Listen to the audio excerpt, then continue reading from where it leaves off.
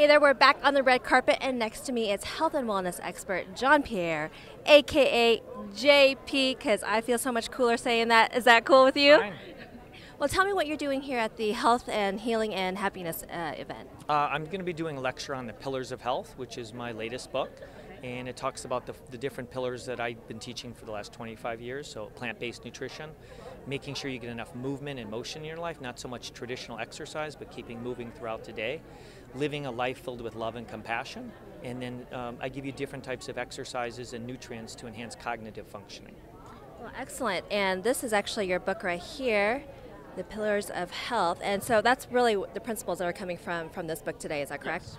Okay. Well, I also saw you on something that was really fun with Ellen DeGeneres, doing some fun activities. So tell me about that whole experience. Well, part of the challenge is most people who work out, it's boring and drudgery to them. And so when you saw the show with me on Ellen, I add a lot of fun. So we use a lot of agility ladders, we use balloons and balls, I use bubble machines, and I do a lot of partner exercises because movement should be fun. It shouldn't be something that you don't want to do.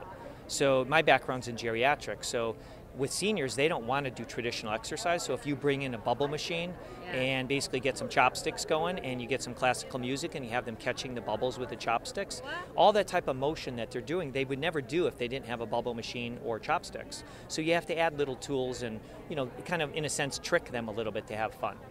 Well, one of the exercises I saw, which I'm going to actually implement here, is you had, I don't know what it was like dryer sheets on, and Sure. So it's on both sides, and then we're just kind of... But with your partner, you're basically trying to get their dryer sheet and pull it off, and so they have to be very creative, and they have to move their hips and move out of the way, so it's a very alive drill. It turns your nervous system on. Most exercises that you do at a gym, you're on a machine, you're on a fixed plane of access, so your nervous system is shut off. So when you're moving like that, you're alive, you're a child again. Well, you're also, and then talking about the brain function element of it. So you are actually not only saying physically it's better for us, you're also saying cognitively it's better for us, right? Yeah, the challenge is today we have so much premature aging going on today. So people will come into my office and, they look like they're 50 and they're barely in their 40s. And one of the things we have to do is continually stimulate our brain also. Because we go to work, we drive to work the same way, we eat the same foods, we have the same friends, we use the same vocabulary.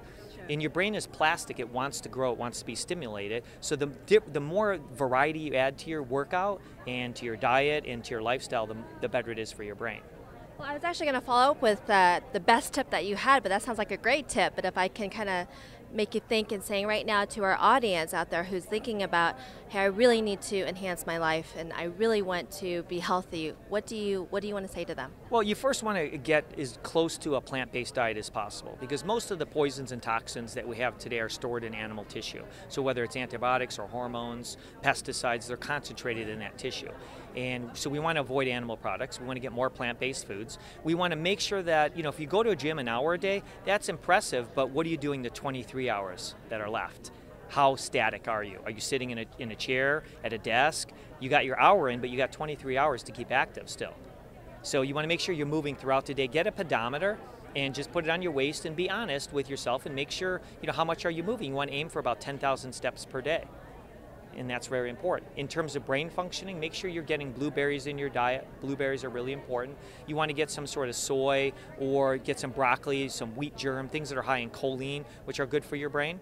And make sure you're hydrating well, because your body's about 70% water, and your blood, when it's healthy, is about 92% water. The thicker your blood becomes, the slower the oxygen moves throughout the blood. So you're tired, and when you're tired, you reach for a stimulant like caffeine or sugar. So you want to avoid those.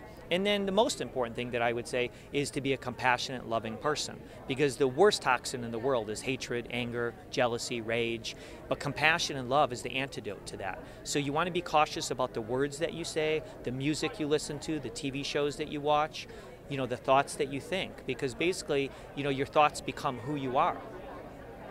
Thank you so much for sharing all of that, and I know that I definitely have to work on it, and I know that a lot of people who are watching this want to work on it. Thank you so much for giving us those tips, and thank you for helping us to become better. Thank you.